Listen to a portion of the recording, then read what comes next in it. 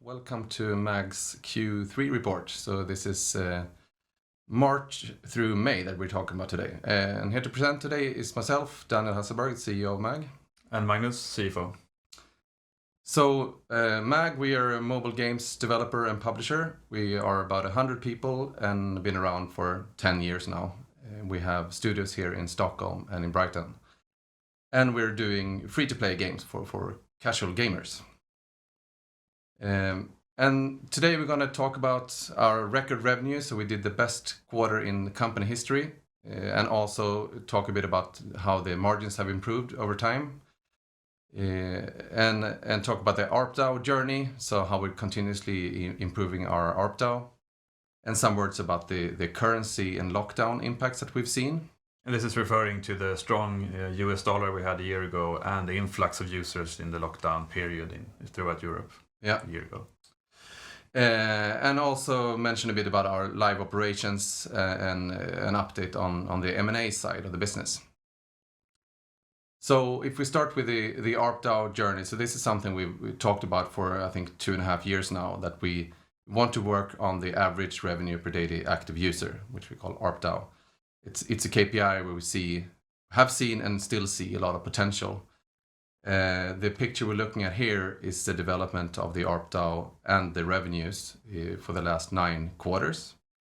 And there's a strong correlation we see here between the ARPDAU and the revenues, and that's because we mostly have had a fairly stable user base, and then we improved on this important key metric, which is the ARPDAU. And I'm very happy to see how this has been kind of a continuous improvement over time.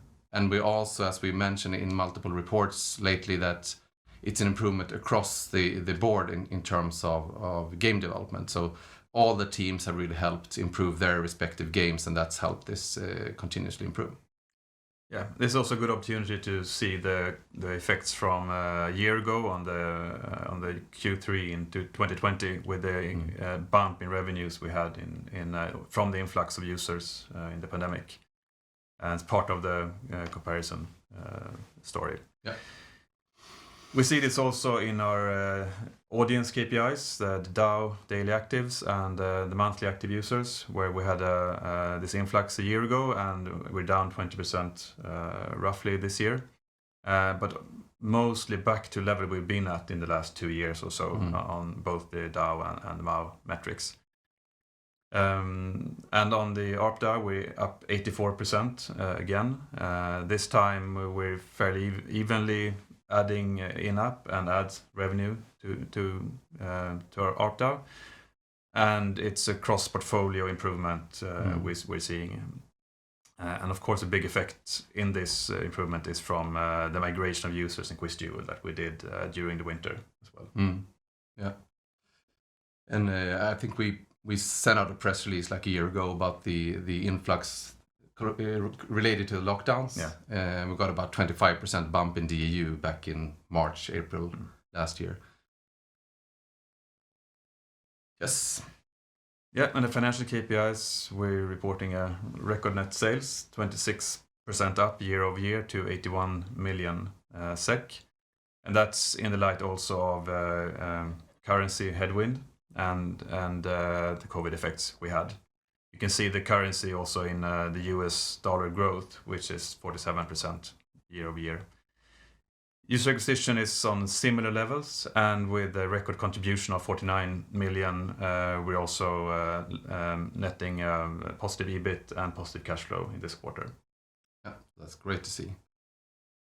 And we're if we take a look at the EBITDA development or EBITDA margin development correlated to revenue, so this is something that you and I have talked about quite a bit over the last couple of years, that we want to grow into a profitable situation.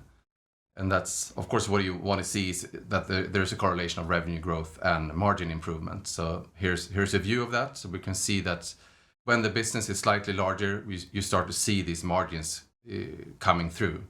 So the underlying business of games is really strong. And we need to just grow into a place where those profit margins come all the way to the bottom line.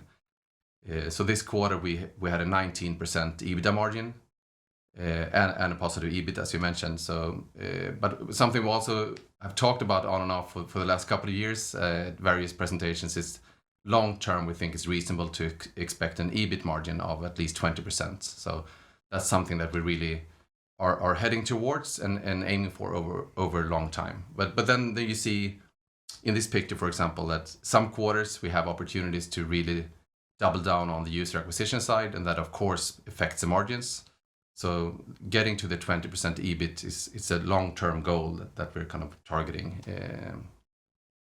Yes, but it's just to recap this, I think it's really great to see the connection here between revenue growth and EBITDA margin improvement. Definitely.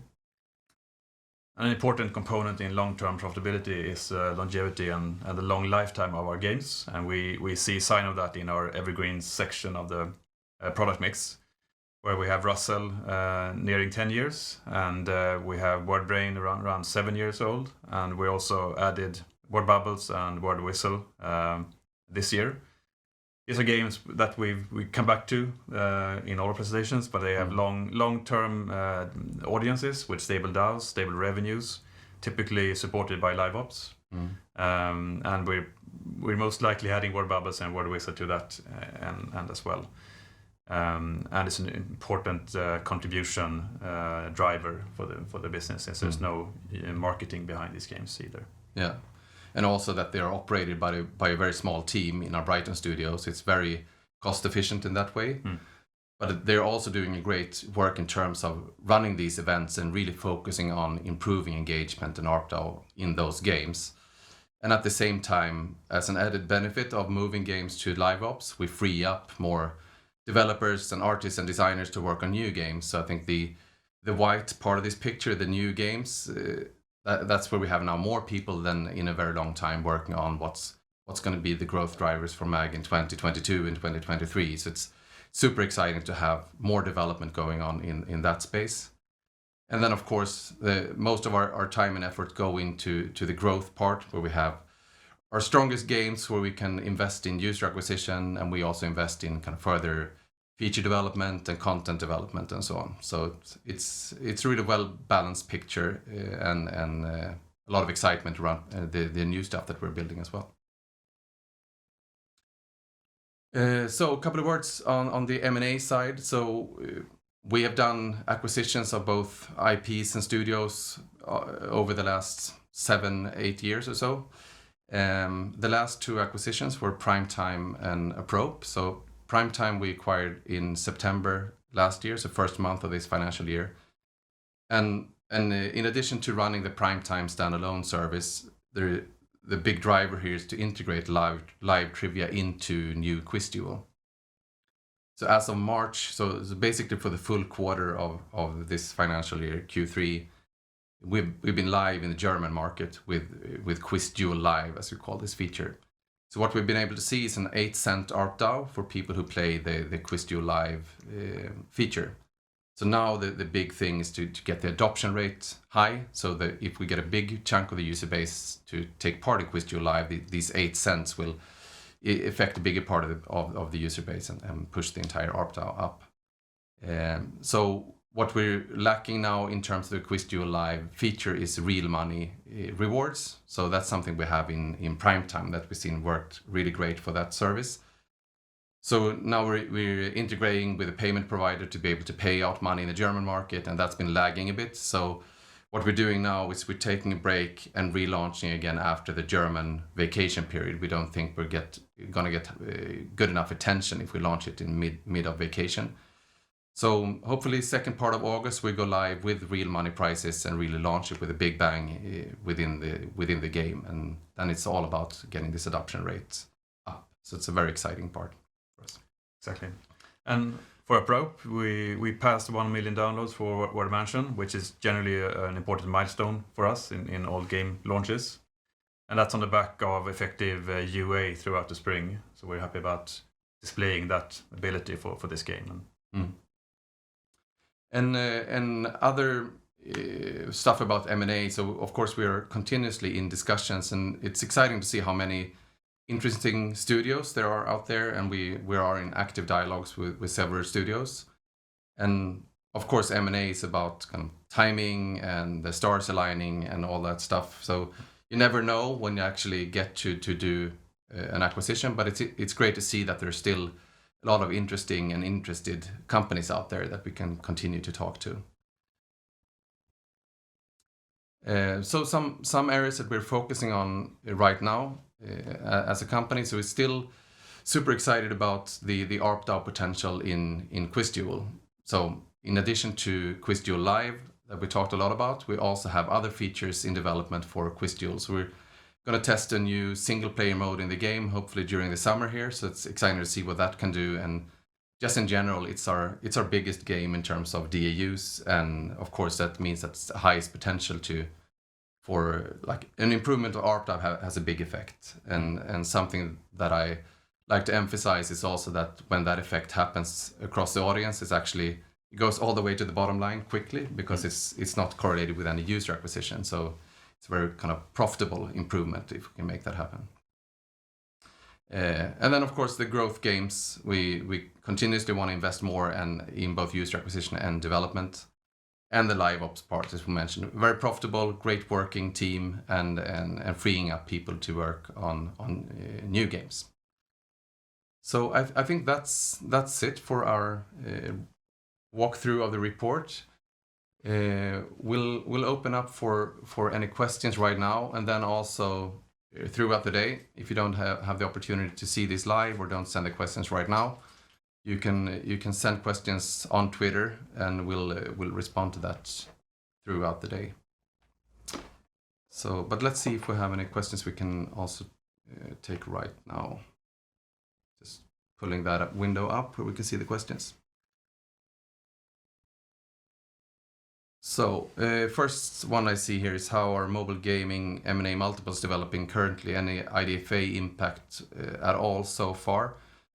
So I think the M&A that you can see happening publicly, for example, EA did a acquisition of Playdemic, I think, recently. I don't know if they have released the actual revenues, but I saw a report when they tried to deduct it from Sensor Tower, and that was pretty high multiples, like 5-6 times revenues. So, but it's of course case to case, and will be depending on profitability and so on. We generally don't take part in any kind of bidding wars over studios. It's more of this long-term relationship building and figuring out like, why would we be the best buyer and the best partner, and do we feel like we want to work together for many years? So it's usually not these multiples that we focus so much on. It's just figuring out if this is a good partnership.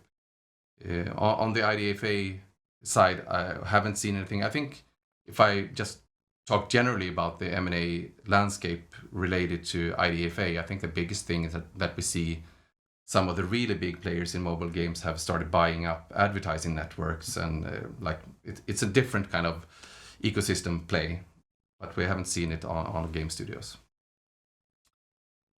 Okay, would you consider your current valuation still too low to raise new capital or equity? So I think if we see an opportunity that means that we should and need raise money or use our stock as a currency, we will definitely do that now. So we're ready to look at that if that makes sense. So I think we're in a much better place from that perspective. Okay, great that you turn profitable. Can we now count on that being the new normal for MAG? And what about the margin goal? What's the timeline? So this is basically, I mean, it's of course great to see that we're profitable. We have positive cash flow. The bank account is increasing. That's great stuff. And the EBIT margin goal, that's something we really strive for. But I think it's really important to stress that that's a long-term thing that we aim for. We want to move in that direction. Then quarter to quarter things will happen. We will always kind of act with the long term in mind. And it's great to have that ability to not have to be super short term and optimize for the next couple of months. So when we see opportunities to grow, we will do that, but always with a long term profitability in mind. But it's hard to state a specific timeline. There are so many moving parts in a mobile games company. New games that are coming, is it the same niche or something new? So we're definitely developing games in multiple categories.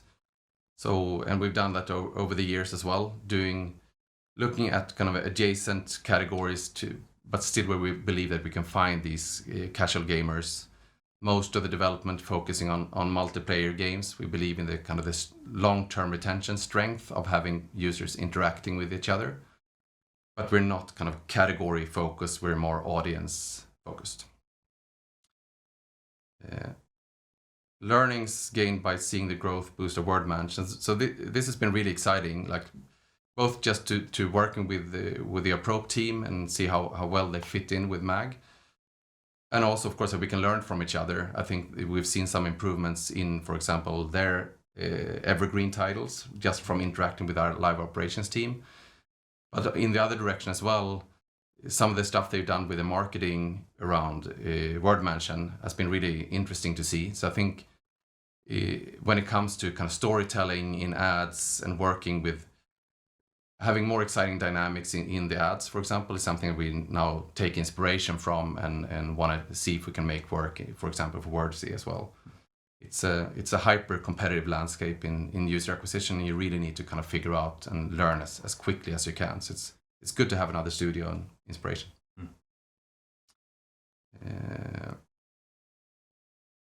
Have you considered increasing the payback time of your UA spending? This next one. Yeah, you can do that. That's a good question. We have stated a 6 to 9 month-ish payback time, generally towards the 6 month, but it's not a fixed time per se. We always evaluate all the games we market. So it can go longer, I think. With a game with a really long-term monetization and a strong retention, it can go up from that. But we're still operating most of our spending within that range, I'd say. So, but we definitely consider that from time to time, from case to case. Yeah. But I think it's good, like if you look from the outside and think about our UA, it's good to have those kind of 6 months in mind as kind of a rough estimate. Definitely. Yeah. Good. I think that's it. And again, if you have any other questions, of course, you can try and use Twitter and send us questions, and we will answer that so everyone can see what we respond. Great. Thank you for watching. Thank you.